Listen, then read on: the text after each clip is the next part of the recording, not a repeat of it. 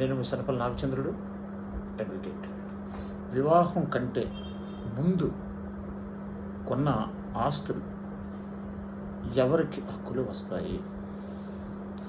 So friends, ఎవరైనా ఒక వ్యక్తి, మహిళ కావచ్చు లేక పురుషుడు కావచ్చు, వివాహం కంటే ముందు ఏదైనా ఆస్తి, ఒక ప్రాపర్టీ కొనుగోలు చేసి ఉంటే వివాహం తర్వాత వారి యొక్క భాగస్వామికి హక్కులు సంక్రమించే అవకాశం ఉంటుందా?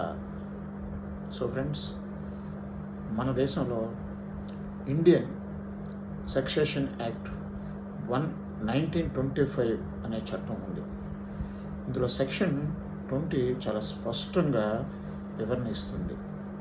అదేంటంటే, ఎవరైనా ఒక వ్యక్తి, ఒక మహిళ లేక పురుషుడు కావచ్చు, వివాహం కంటే ముందు వాళ్ళు తమ కష్టార్జితంతో కొనుక్కున్న ఆస్తి ఏదైతే ఉందో ఆ ఆస్తి వివాహానంతరం, వివాహం అయిన తర్వాత కూడా ఆ ఆస్తి మీద హక్కులు వాళ్ళకు మాత్రమే ఉంటాయి. వివాహం అయిన తర్వాత ఆస్తి మీద హక్కులు, బదలాయింపులు, మార్పిడి భాగస్వామికి జరగవు.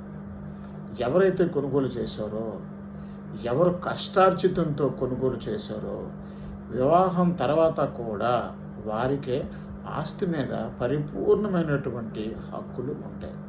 వాళ్ళు ఎవరికైనా బదలాయింపు చేసుకోవచ్చు, లేదా అమ్ముకోవచ్చు, లేదా గిఫ్ట్ డీడ్ చేసుకునే హక్కు కూడా వాళ్ళకే ఉంటుంది అని సెక్షన్ 20 స్పష్టంగా తెలియపరుస్తుంది.